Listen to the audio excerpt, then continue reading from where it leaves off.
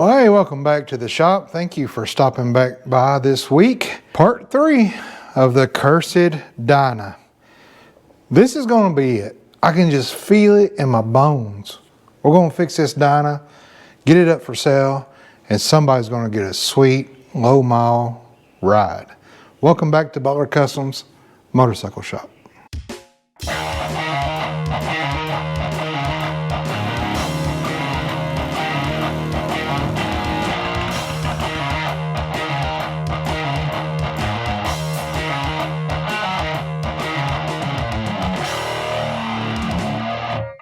Okay, well, there were some high times in part 2 where we thought we had fixed it, but it runs like poo-poo. So we indeed did not fix it. So where do we start? All right, I've been thinking and pondering and using my brain box. I don't think it's electrical. I think it's fuel related. Now, we've replaced, what did we replace? We fixed the holes in the tank. We lined the tank. We put fresh gas in the tank. The pump is working. The fuel level is working. Though I have a low fuel light on, and maybe it does have low fuel. We did get it running. But before we dig into the fuel side of it, let's verify and go through some tests for electrical. So I'm going to start with the plugs and work my way back. The plugs are new. So we'll start with the plug wires, the coil, fuses, the relays, all the checks and balances for the ECM and all that jazz. Could just be a loose wire or a corroded wire. You know, when we changed those plug wires, the thing just come alive and it didn't miss and it throttled good. Then the next time I started it, terrible. Hasn't been right since. So could it just, you know, be a wire? There was some corrosion on things from just setting. So I just want to knock out any electrical stuff. The shop manual really kind of breaks it down simply and takes you through all the checks. So let's start there. Let's pull these plug wires off, check the resistance from them just to make sure. I also got that extra set, we'll check that. We're going to check the coil. I was at a shop meet last week and was able to find a 4-pin coil for 20 bucks. I just went ahead and snatched it up. Now, is it good? I don't know. So we'll check this coil and we'll check the other coil, see how they match up. Also, me and my dad were out and swung by the Harley store, and so he kind of donated to the project and bought me a new crank position sensor. So I don't think that's the issue, but it's worth trying, and if it doesn't work, maybe Harley will take it back. I don't know. We'll try. So there's a lot of electrical things I want to check before we start digging into the fuel injectors and all that stuff. That's probably where we're going to wind up, but even if it's not an electrical issue, it's a good peace of mind to know we've went through it and all is good on that end. I'm just going to pop these wires off here and let's go test these, and I'm going to test the other set as well. Okay, we got a rear coil or a front coil. Turn this to ohms. Turn the light on, maybe you can see that a little better. Test your sticks. All right, they're at a good 0. Okay, so here for resistance on the front wire, which is longer, it will have a higher resistance. So we'll stick that in there and we'll see what we got. 8.8 thousand.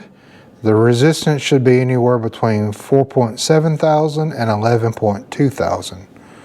So we're good on the front. So this is a good spark plug wire. Let's check the ones that I put on where it ran good. These are a little thicker. Now I know thicker doesn't necessarily mean better, but let's see what the resistance is for those. 469. Okay, so I guess that means more spark runs through this because there's less resistance.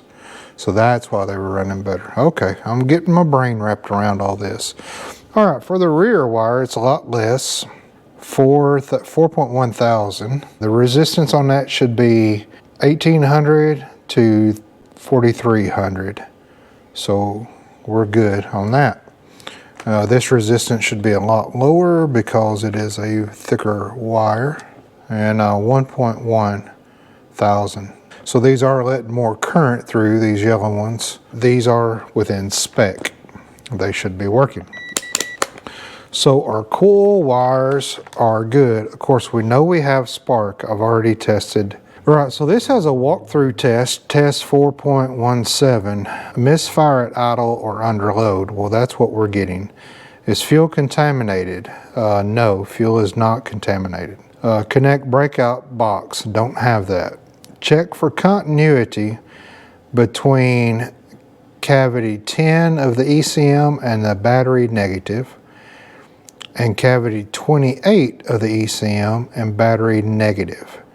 Resistance should be less than 1 ohm. Is it? Okay, well, I don't know. ECM is kind of hidden behind here and kind of cockeyed back in here. So this cover just pulls off. My new battery cover come in, and it came with a new fuse box cover, but I think I'm going to use this because it's got what all the fuses are. Now, last time we did check the fuses, we cleaned up the terminals. I don't think it's anything related to that. So here is the ECM plug-in right here. Now I'm going to pull the main fuse, so we got no power to where we need, so we don't have to worry about that. So the ECM connector itself just has like a push thing down here, and then you should be able to wiggle it out. Okay. And then at the top you'll find there is numbers. So this says 36 on this side, this says 19 on this side. On the bottom, we have a number 1 on this side and a number 18 on this side. So we can count and know where our pins are, and then go over to our negative and make sure that we've got less than an ohm in those readings. So let me get this set up. So we got pin number 10. All right, so we've got 1, 2, 3, 4. Well, let me do this. 1, 2, 3, 4, 5, 6, 7, 8, 9, 10. There's our 10 right there. All right, we're at 0.4 on that.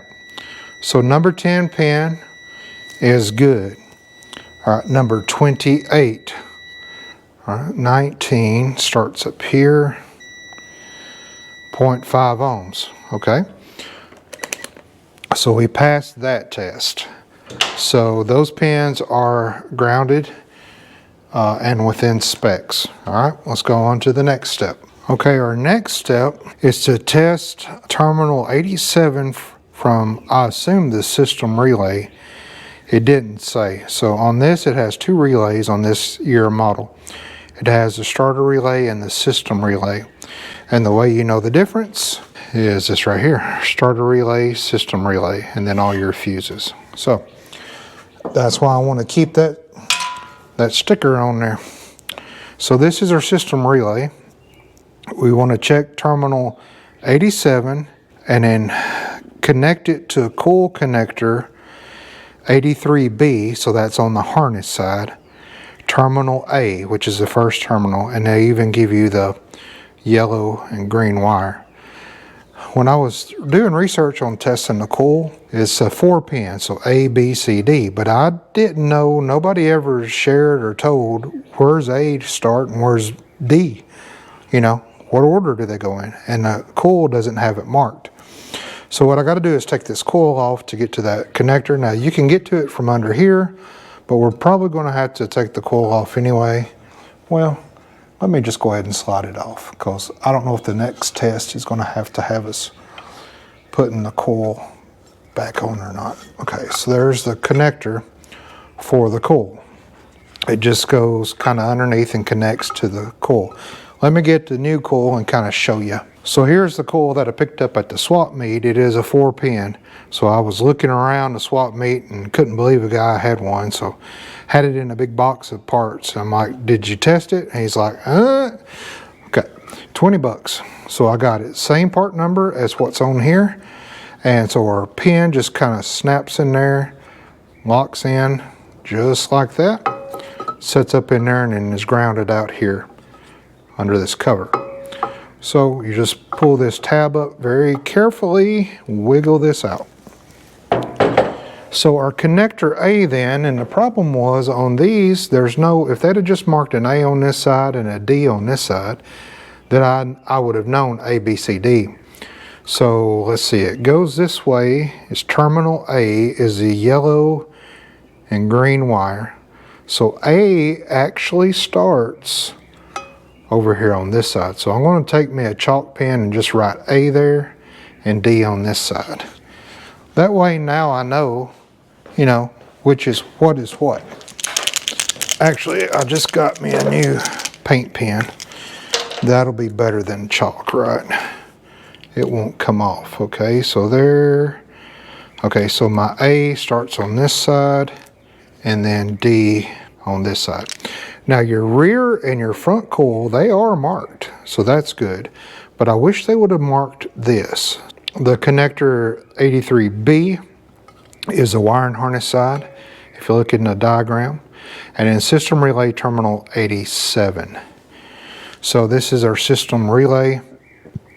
I want to pull this off carefully. So on the relay itself, it actually, if you hold it up to the light, it tells you where your 87 is.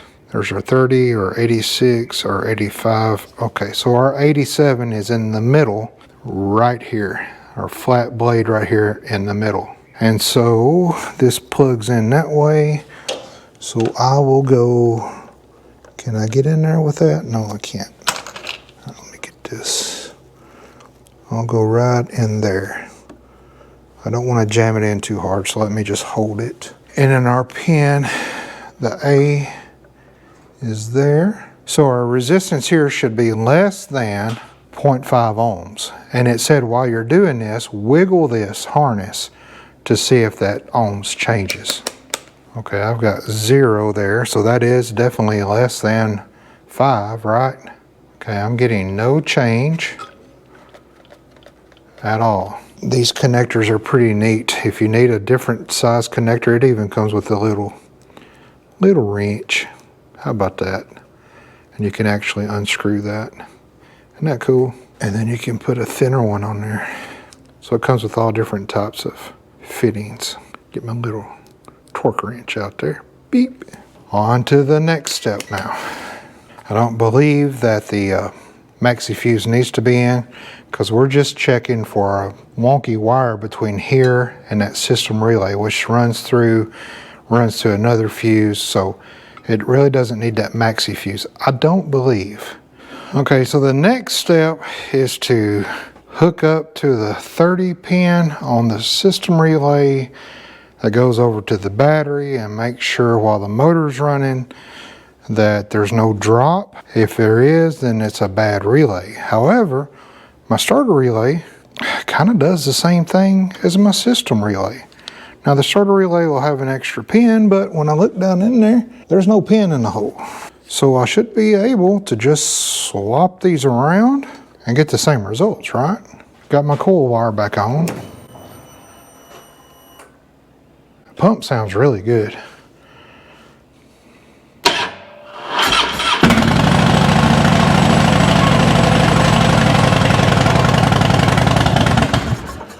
I just kind of bypassed that test, so there's nothing wrong with the relay. That's all that test was wanting me to do, and I'm not going to try to hook all that stuff up. Okay, so I got the used coil that I picked up. We'll use it to test and see if this is a good coil or not. And of course, we'll A to D, so A to D, and then also A to C. I do know that looking at the wiring diagram, which doesn't show it here, but A is our power in. Then there's one that feeds the front coil, one that fires the rear coil, and one that's an ion wire. Not sure what that is. If you know, explain it to us. And we might discover it on our own on down the road. So the check for the primary coil winding resistance, normal range is between 0.3 and 0.5 ohms. So let's go from A to D and see what that is. So there's 0.5, and then A to C. So blue B must be that winding, that ion wire. and that's a 0.5, okay? So that's the primary circuit. Okay, so on our secondary test, we want to go from pin B to our front coil and pin B to our rear coil and see what our readings are there. It should be 2,750 to 3,250. My battery on my multimeter might be getting low, so I'll leave the light off. How's that? All right, I'll find my connector in here and number B. Yep, okay, so we're good on that one. Let's go to our rear. Yeah, all right, so this coil we picked up is a good coil. So I will take the one on the bike off and test it as well. There's more things to test, but I think it's time to go to the fuel side and start digging into injectors, auto air control. There's a whole lot of kind of controls on that injector that might just have a loose wire or something. Okay, so I think we're going to have to start digging into here. There was a test though, a procedure I saw you could do without even monkeying with this to see if it might be the idle air control valve. It said half throttle, turn the bike on, start it. If it starts fine like that and you let off the idle and the bike dies down, it could be that idle control valve. If I was to just try to start this normally,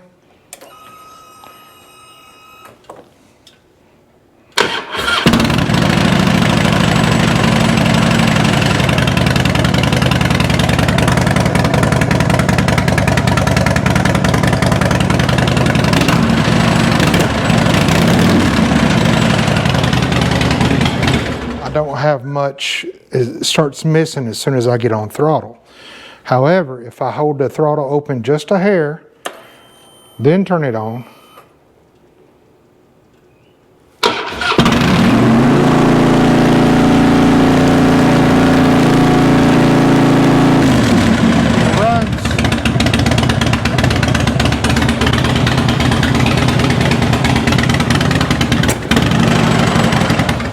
it runs great like that. So I'm hoping it's just a gummed up idle air control, I don't know, IDC, I don't know what the thing's called, idle control valve. All right, we'll start by taking our cover back off that we had just put on there in the last video, because it could be that is just gummed up and stuck on us. And that's all, it's not reading properly. Wouldn't that be awesome? I'll grab me some pliers and stick in there. That's what that little thing right there is for. So you can grab them and pull them out and not have to pull on this and break those off. There we go. And I believe those are 7/16 in there. They are. Oh. Now I don't think I ever had these off, did I? I don't think I would have put them back that tight because they are hollow. You gotta be careful. Now we can just carefully try to save on that gasket. There we go. All right, I think I've got a new one. We can go ahead and clean this face up and swap it out. With the breather assembly off, this is our IAC, idle air control. In the throttle stop, it said to check as well, but it looks fine. It doesn't look excessive.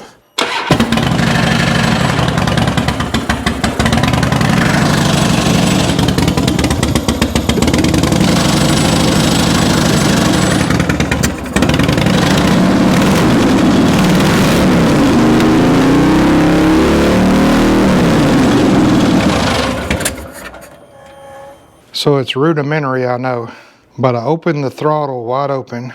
I ran a zip tie around the back of that, hooked it into here and zip tied it, and now our throttle's wide open. So we're going to get down in here and look, do the key 2 seconds on, 2 seconds off, 2 seconds on, 2 seconds off. Do that 5 times and look down through this throttle body and see if any fuel is leaking. Then that'll tell us immediately we got injector problems. Okay, I'll get you right down here best I can and try to get a light back in there without it getting in our way. I don't know what you're going to be able to see here, but let's try it. 1, 2, 1, 2, 1, 2, 1, 2, 1, 2, 1, 2, 1, 2, 1, 2, 1, 2, 1, 2. Okay, we have no leaky injectors. It doesn't look like we have any kind of blow-by around the intakes. So I don't think they're leaking either. And I didn't hear my fuel pump like keep trying to prime. So it's got pressure. I wish I could start it like that and just look up in there and see if my injectors are squirting, but it's wide open throttle. It's dry as a bone. And I don't hear my pump running anymore, so we got pressure. It's keeping pressure. So it's not leaky injectors. Could be clogged injectors, but it's not leaky injectors. Okay, so when you turn the bike off, that idle air control nozzle does, or pintle, I think is what they call it, it does come down and then go back up. So when you turn the ignition off in about within the 10-second mark, within 10 seconds, you should see that come down and then go back up. So that is working. So I don't think it's anything related to this or position sensor. I don't know yet. So let's move on to the fuel system on the electrical side. We go through all those checks and make sure it's just not something wrong with the fuel electricals before we dig into taking the injectors out. Okay, now for our electrical testing of our fuel system, the first check is to disconnect the fuel harness from the actual tank, and we want to check to see if we got power from the orange and gray to the black. So the black would be ground, the orange and gray would be our power to the pump. Now we know the pump is working, but does it have the right power? So we'll turn it on volts. Okay, so I'm going to just turn the key on and see what we got. All right, 12.1. And then it kicks off, you know, after a couple seconds. All right, so that is good. So we do have, you know, full power going to our pump. Now the second test is where our power, which is over here, this orange and gray, and our ground, which is black over here, where it connects to the tank, we want to check to make sure that they're not connected. There's no continuity. So we want to see this right here. We don't want to see any kind of connection between the ground that goes to the pump and the hot that goes to the pump. So it don't matter which one you go, but I want to go to that terminal A and then the terminal D. How about that? Can you see that? Okay, terminal A and terminal D. What? Look at that. Okay, that should not be doing that at all. Okay, so our problem is inside the tank with the fuel pump wiring. The ground going in and the hot going in should never mix, and they are mixing. Even if that's not our running issue, that is an issue. So we are going in that tank again and pulling it out and seeing what's going on with the wiring for that pump. All right, guys, I'm so happy. I think we finally found an issue. Now, is it the issue? I don't know, but it is an issue. I didn't think it was anything electrical as far as spark or, and you know, when you start it with a kind of a half throttle, it runs. It's only when you let off throttle or when you're going down the road and really try to get on it, the power starts cutting out. So I knew my injectors were working. Now, were they spraying correctly? I don't know. We still don't know that. But we know we have an issue with this connector right here that runs to the fuel pump. So according to the manual, the next step is to take this out, take your fuel pump out and look through all the wires, and we can test them on the bench out of the bike. I got the maxi fuse. I'm going to pull that here, the main fuse. So we have no power now coming up to here. I'm gonna let this hang to the side. All right, that's so good. I'm gonna zip these out, remove this, and then see if we can find anything in the wiring. All right, I got all these zipped out now. Raise this up, get it off of here. Try not to cut my fingers off in the process. Now, before I test on any of this, I want to test this. Is there something wrong inside just this right here? I doubt it, but it wouldn't hurt to test. As we take a piece off here and there, we need to test. There's our fuel in there. It looks nice and clean. Okay, this tested good, which, you know, I thought it would, but it never hurts to test. Might be something broken down in here, and that was the culprit of the mystery of the curse, was just this right here. All right, A, B, C, D, and then on the bottom it kind of shows you how they come out. That's pretty cool. All right, but this is okay, as I thought it would be, but that doesn't hurt to test, you know. So I've got my red and my black wire here. Now I can test up here. So there's my red and my black. I want to make sure my pins look good. They do. We'll test again right here and we'll see what we got. Okay, I've got nothing right now. So my black and my red, I should still have nothing. Okay, and I do. I've got 0.9 ohms right there, and I should have nothing from that positive to that negative. Okay. Now let me disconnect this right here and see if what I've got on my pins here. So my gray now, my hot wire now turns from this orange, or I believe it might have even been red, maybe orange, into this gray wire, and my black stays black. So let me take this little clip off right here, get my most famous motorcycle shop tool out, carefully raise it up, and pull that out. I'm going to lay this to the side. I'm going to visually check my pins. All right, and then I'm going to do the exact same test. I'm just digging down one layer at a time, okay? All right, so let's see. That's my positive. Of course, it doesn't matter when you're just doing an ohm test. All right, 0.9 ohms. So there is an issue with this wiring and this fuel pump. Disconnect the fuel line, it runs down to the valve. Then we can pull this pump back out. I actually want to go ahead and raise the pump up a little bit so I can get my mitts around this release thing here. There we go. There's my O-ring I don't want to lose. I think you come this way and then up out of here. Two problems it could be. An electrical issue with the connector. If you fall it all down and it's still, you don't see any issues with the wires, then it's your pump. Now, if I'm going to replace the pump, I'm going to replace the regulator as well. We replaced the filter, but we did not replace the regulator. While I'm at it, I'm going to go ahead and look at the condition of the filter too. It should be fine. So now I can just raise this up and I can wiggle this connector out. Okay, I can pull this back and now I can check from here. Now if I still got continuity here, then it's not my pump. It's just this harness right here. There's something bad in the connector, but I believe it's going to be my pump. All right, let me check that real quick. All right, so my problem is not in this connector. So my problem is going to be right down here in my fuel pump. So I'm going to go ahead and take the filter off, which just broke.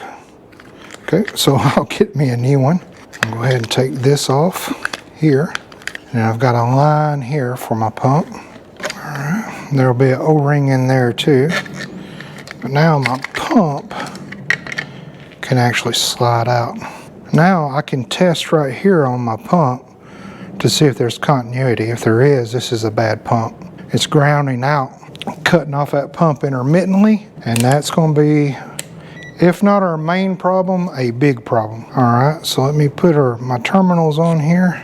Yep, 1.1 ohms. Let me turn the sound on so you can hear it. All right, so I got the sound on that, so when they touch, they beep. All right.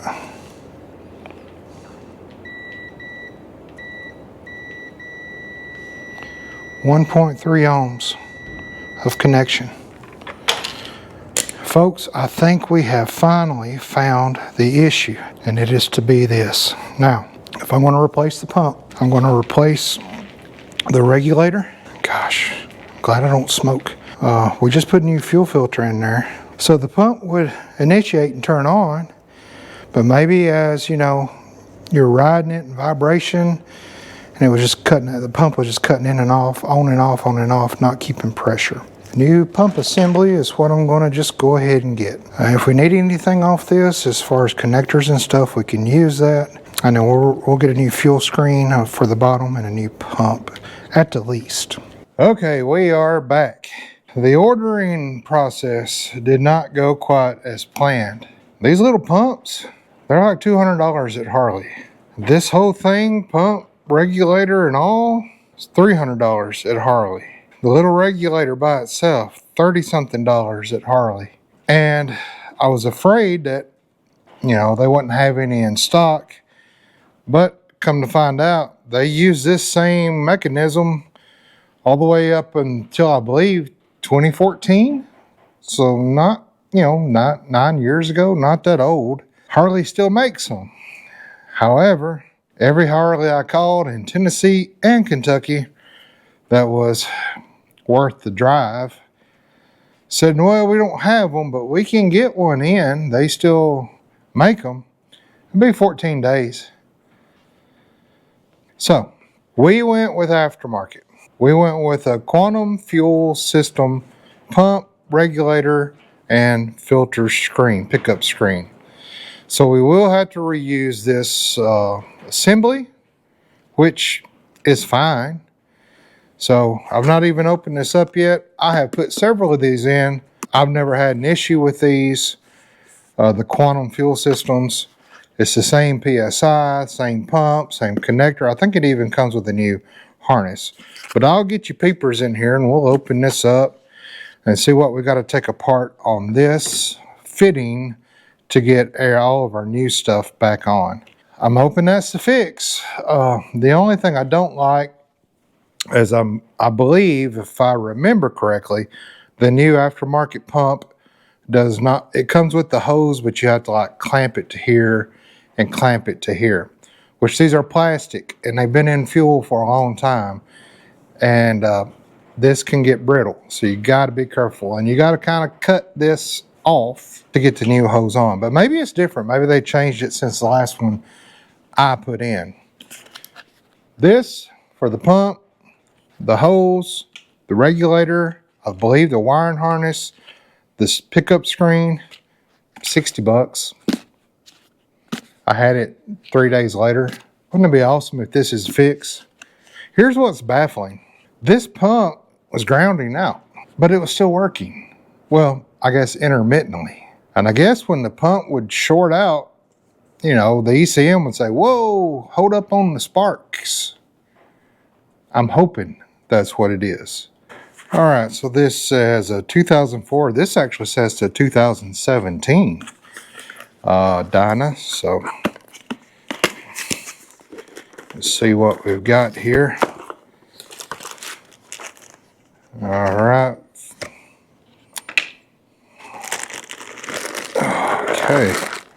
Okay, comes with all kinds of goodies. All right. Here is our new pump. Should be very comparable to the old pump. Same connector. Okay, so they already did attach this hose. So we just got to get this old hose off and get this new one on here. I think it should come with a clip, but this should, well, let me take this off. Put that up in there. Take the old pump away. And then this should fit right down in there just like that. And then snap up into our new. Okay, oh, look at that. It even comes with a new seal. Didn't know that, that's cool. All right, now what have I got? Okay, it comes with 3 different types of pickup screens, I guess, for over the years. Whatever your housing has. Ours has this with the 2 tabs. So that'll be the one we use. So if you need any pickup screens, I got them. We need this to put on here. We'll move that around however we need to. Awesome. All right, it does come with this right here. However, this is a 3-wire here. This is a 2-wire here. So this has the ground here that just kind of helps ground out, I guess. So I don't think I'll use this because my connectors look identical. The pins are good in here. I think we're going to try the stock. Okay, I can't use this anyway because that is different. And then it comes with our worm connectors and then a clip here. And I'm going to be using this kind to go on here because if you use these on anything plastic, you can over tighten them. You just don't know how tight you're getting it, and you can crack that fitting. And I sure don't want that because you probably can't just buy that by itself. So I'll be using this to put on there, and then as I tighten this down, it'll kind of tighten it. I'll show you how to use some snips to do that. So I won't be using that. So I think this is everything here that we're going to be using. Right down in there just like that. We'll run our hose up in here. All right, just like that. And you know what? It did not come with a new regulator. I thought that it did. I looked at several of them, but I guess I was mistaken. All right, here's our new pickup screen. Compare it to the other one. And then that should snap on and snap up into the hole. So our screen is on. And we'll take this, snap that in there. And now all that's left is our holes here. We got to cut off carefully because these are pressed on and then put our new clip on.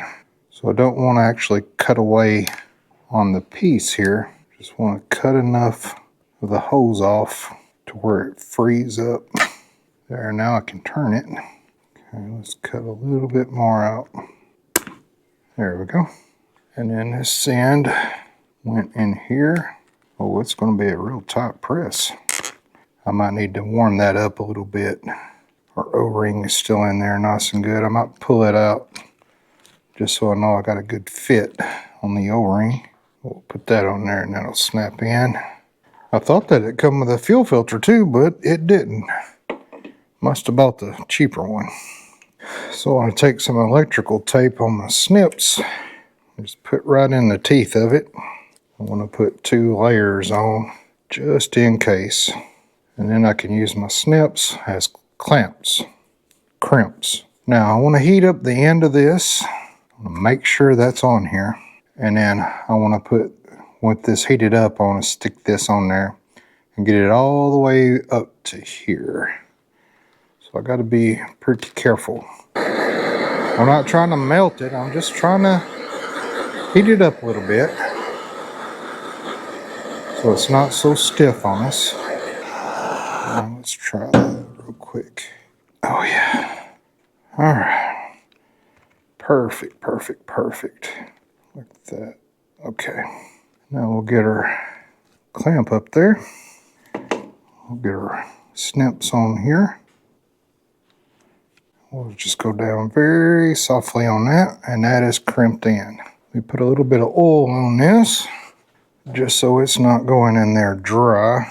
Yeah, I don't have the pin in for the fuel filter, so I'm going to take it out, which would make it easier for this to snap in. So it only snaps in one way. Whew, that's a tight fit. I think we're ready now to go back in the bike. You know what would have been wise? To test this one and make sure it's good. But I've had the tank covered up. I'm going to drop it down and we'll snap everything back together. All right, now I'll snap my line in. I'll snap this in, put it down in there. Everything should be hooked back up now. Now what I want to do is, while this cover's off, I want to plug this back up. I want to turn the key on, the ignition switch on, and then put a light up in here just to make sure I don't have any leaks anywhere. Nothing spraying out where it shouldn't be. While the cover's off, I am going to drop a little bit more gas in there. All right, so I want to hook my top plate back up here. And I want to hook this up down here. Set it to the side and get my light. I know you won't be able to see it, but I will. Check on my float level too. It's floating. Okay, new pump. Oh, I got the maxi fuse out. That scared me. It primed. I don't see any leaks. Let me start it up, see what we got. This thing is leaking from that regulator pretty bad. Okay, well, we got to pull it all back out. It's squirting out from the O-ring of my regulator. I've got to crank the bike with this disconnected to get all the pressure out of the line.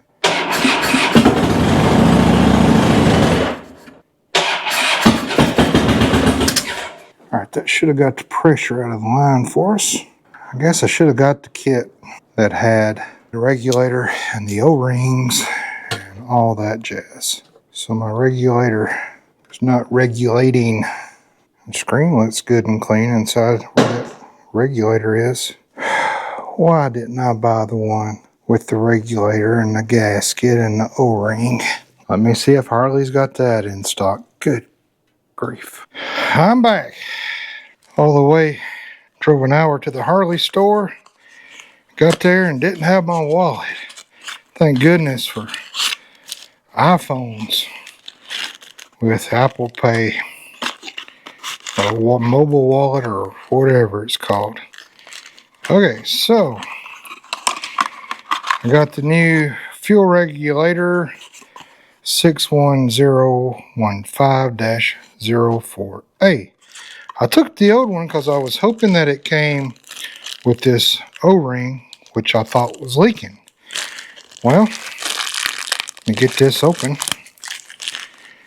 After looking at the regulator, it comes with a new screen. There's this O-ring here, this little tiny O-ring. And I did not take the old screen out, so I'm wondering if that little O-ring fell off when I put the new one on. Let's see if we can get this old screen out. Okay, there's that. And there's the little O-ring. Okay, so the little O-ring sets down inside this right there.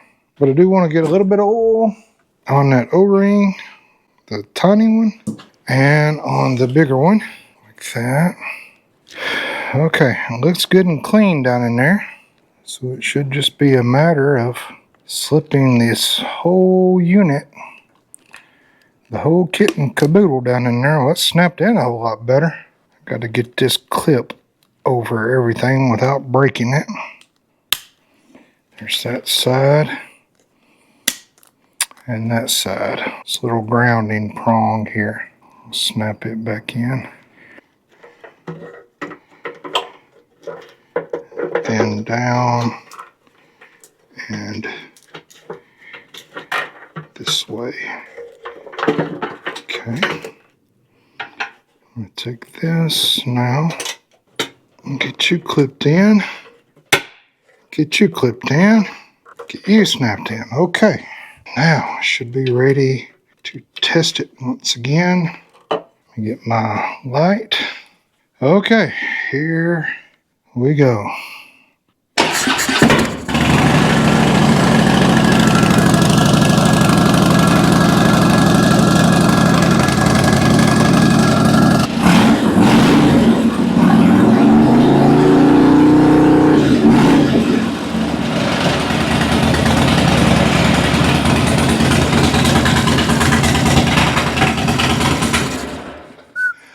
Yes!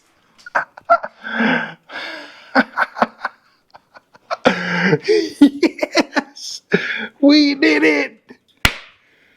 We did it! We did it! Now, I hadn't written it yet. It's never sounded that good. I don't have the air cleaner on, So the idle might be kind of wonky till I get that back on.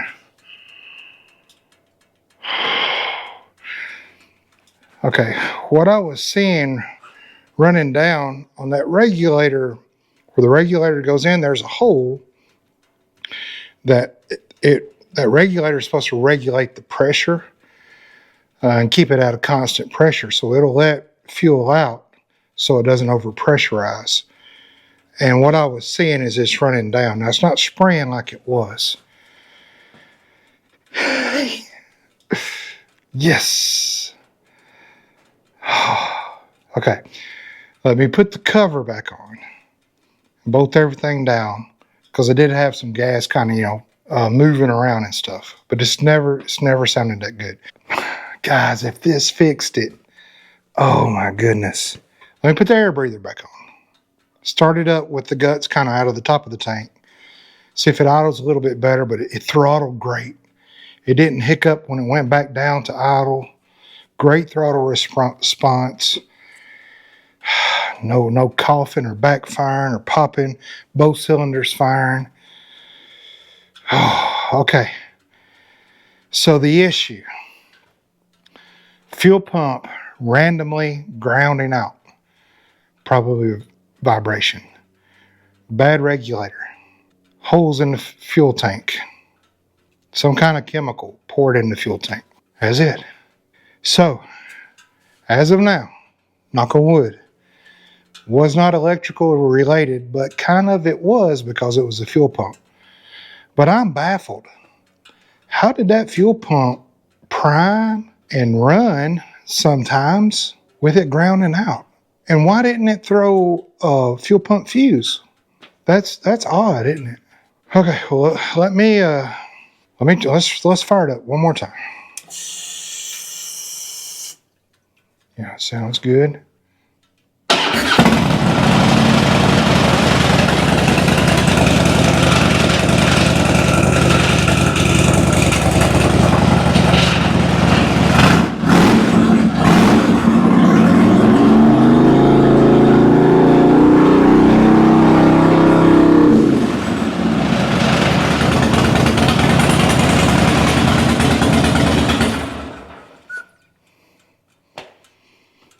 I think that was it, guys.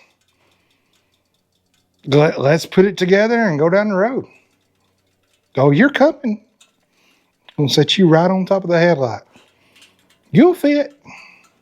Okay, the gasket that it comes with for here, I guess it's for a newer style Dyna tank, because this has a flat top up here, 1, 2, 3, 4, and then curved at the bottom. This has just a 2 at the top and curved at the bottom. So everything lines up except this top part here. So if you need one of these, now I did lose one of these little metal inserts in here, so I had to borrow it out of there. So kind of a good thing I had that.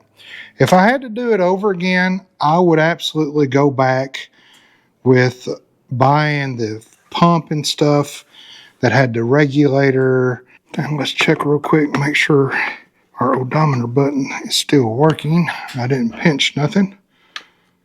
Yes, it is. Okay. See if there's any codes. Come here. No codes.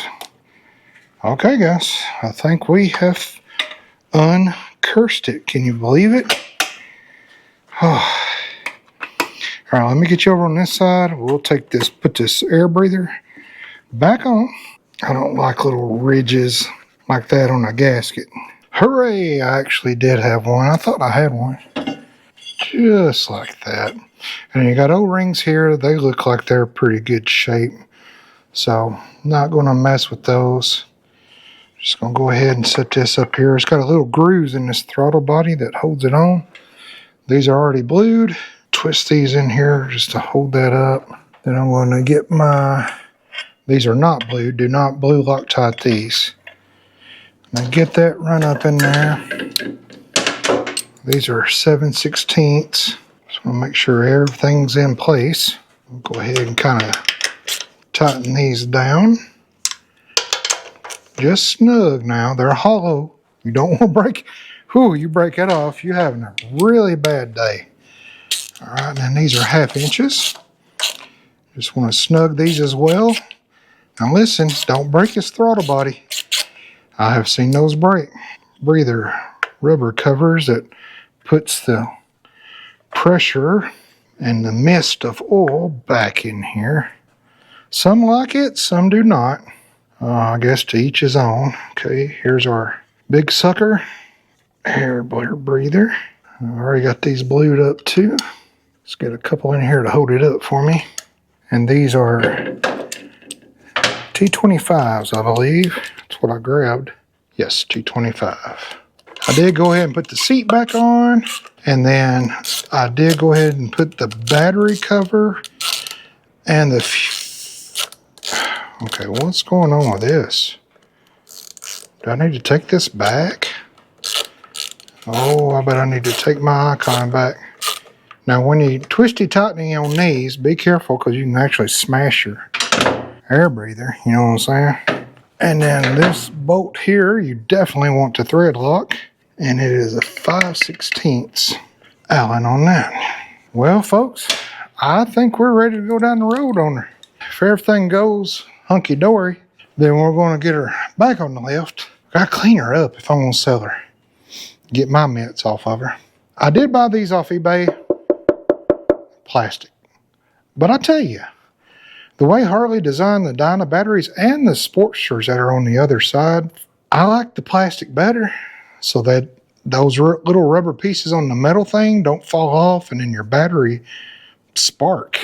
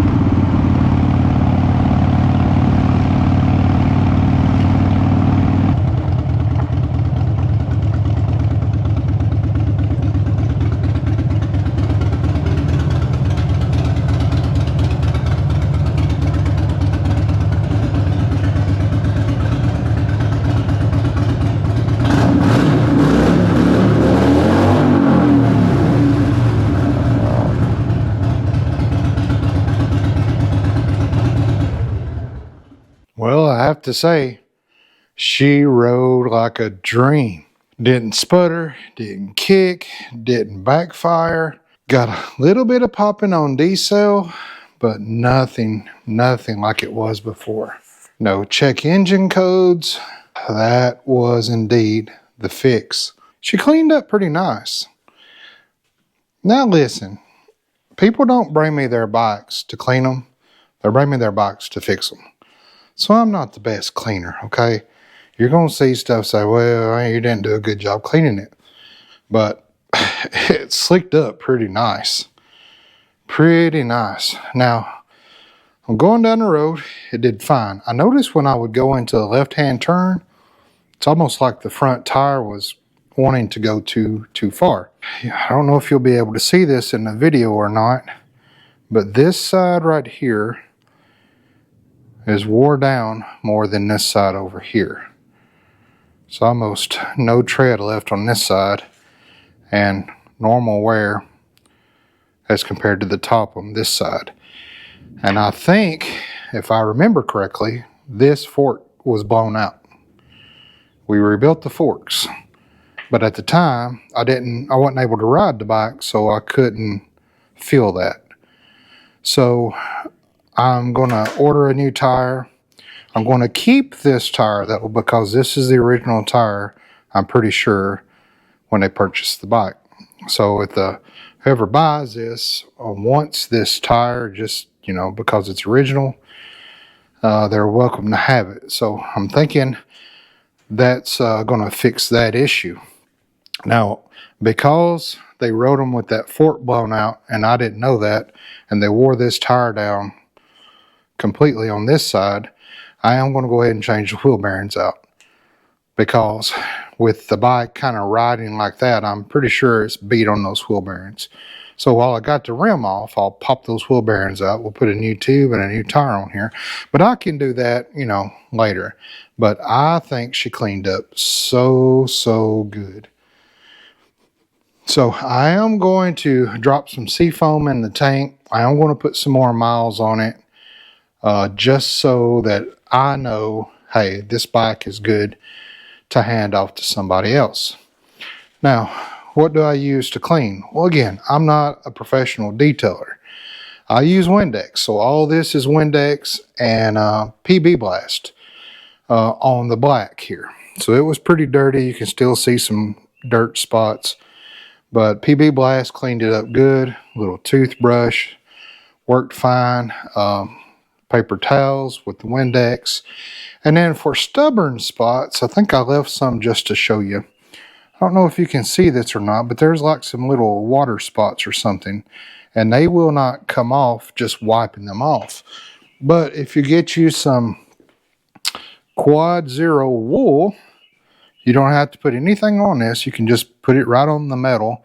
And because it's Quad Zero, it will not hurt the chrome. But it'll get that stuff, those little water spots and stuff, little stains and things like that. It'll get them right off. I'll take a rag and wipe that off. And see there? It got all that off right there. So just a little, you know, tip, if you've got, you know, maybe some spots that just won't come off with, you know, Windex and a towel, you can do that. And it works on plastic as well. Won't hurt your chromed plastic. This down here was chrome plastic. It had some spots on it. Okay, see that right there? So we'll take some of that Quad Zero and rub over that. And all of a sudden, it's gone. So, works really good for chrome if you got some spots that are kind of stubborn on you. Back tire looks good. I mean, somebody will need one in a couple thousand miles, but everything cleaned up. There was some pitting in the chrome on the rims. Of course, that's just to, you know, be expected. Like I said, I'm going to put some more miles on it. I am going to change that front tire out, so I'll go ahead and get one ordered. But, you know, this bike's ready to sell. Now, if you want this bike and don't want to wait, then I can just knock some money off for that front wheel and the bearings. And you can, you know, have fun doing that yourself. There is one more thing that I think we need to do.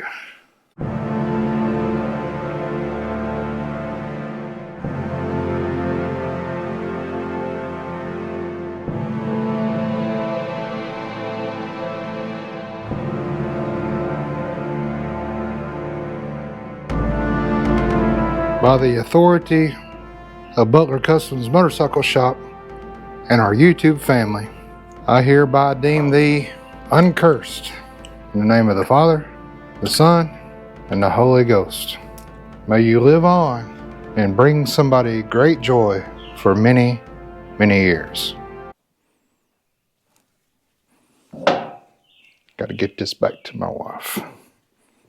Well, we have officially uncursed the cursed Dyna.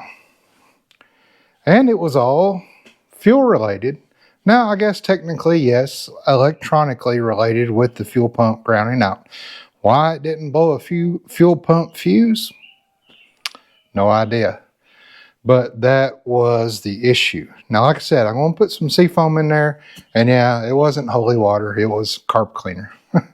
So I'm going to put some miles on it, throw a new front tire on it and bearings. But like I said, I'll go ahead and get it up for sale. I've got the title here in the shop. Now listen, I'm not going to put this out on Marketplace or anything publicly. I want to give you guys a chance at it first. So if you'd like to own this very low mileage, 3,801 miles now. Now it'll have a little bit more miles after I get done kind of putting it through the paces. And if something happens, well, we'll just do another video. But it ran great. And no more codes, no more engine troubles. So thank you guys so much. I know you're invested in this. This is a third video of this. But we weren't going to let it beat us. We did it. So if you'd like to get in on this, shoot me an email at butlercustomsmotorcycleshop@gmail.com and I can send you the details of it and the asking price for it. So thank you guys so much for helping me out, and tell your mom and them I said hi. You're not going to believe this, but you have to because I'm telling it to you. The curse is back. Maybe I didn't put enough holy water in it. I don't know. But I have discovered something. You know, now that we have the fuel issue as far as in the tank fixed, we put a new check valve in it, new pump, new regulator, new lines. We tested everything. That's resolved. I finished this video up a couple days ago. I told you I was going to go ride it. And I actually got ready to ride the bike. It's going to go to the parts store, grab some seafoam, throw in it, ride back, put some fresh gas in it.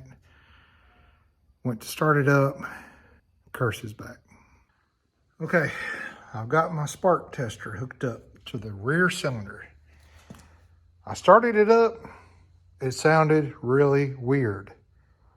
It was only firing on the front cylinder. So I'm like, okay, so I have no spark on the rear. Hook this up. Nope. I've got spark. It is throwing no codes. It idles great. It throttles great. But it's only running on the front cylinder. Which tells me the rear cylinder is not getting any fuel intermittently. Because I doubt it would have ran as good as it did on the video of us going down the road if it was only running on one cylinder. So let me fire it up. I think that rear injector gets power sometimes and doesn't get power sometimes. Maybe the injector is clogged, but then how could it unclog while we were riding it and then clog back? Doesn't make any sense. I have not put any seafoam in it. I was actually started up to ride it today. I was going to ride it to the store, put some seafoam in it, and ride it back home. And so let me start it up. I'll get the thermometer digital shooty laser thing out. Again, no codes.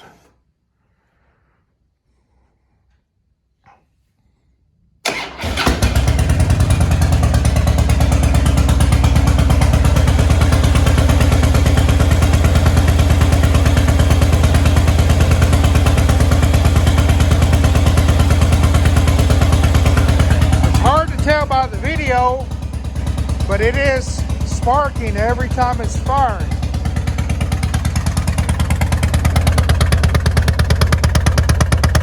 Compression here. No compression there. This is not sparking. This is not firing. What's firing, there's no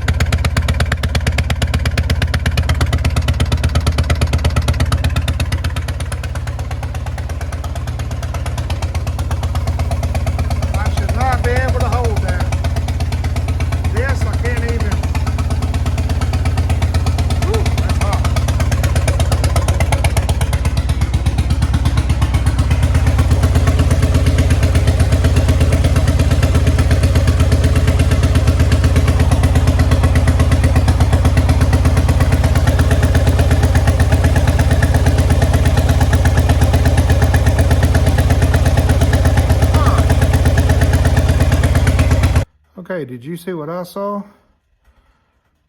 There's spark jumping and grounding out. Oh, it's because of my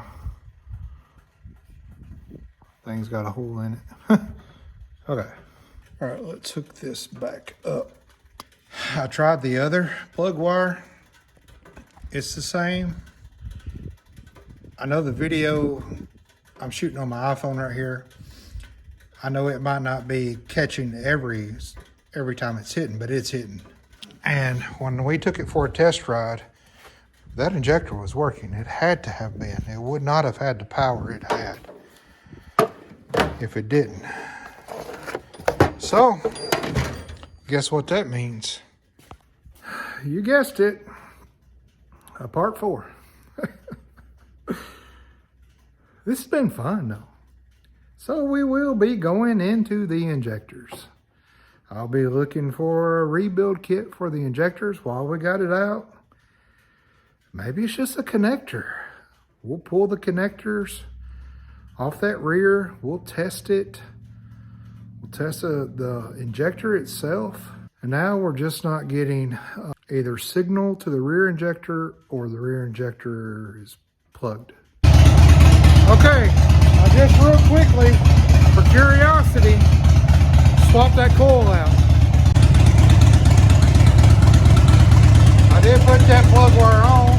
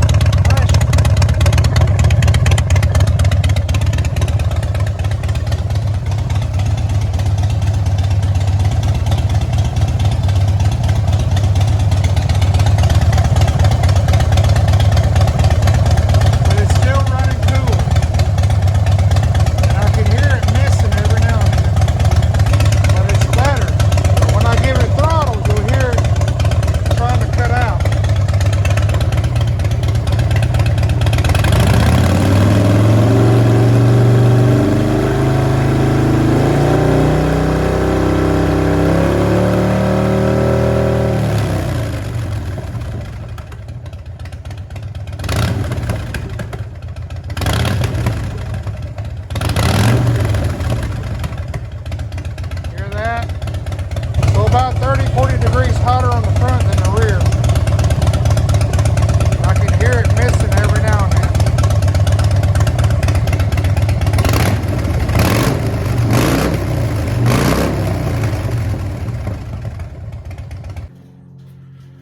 So, again, for the second time, tell your mom and them I need help.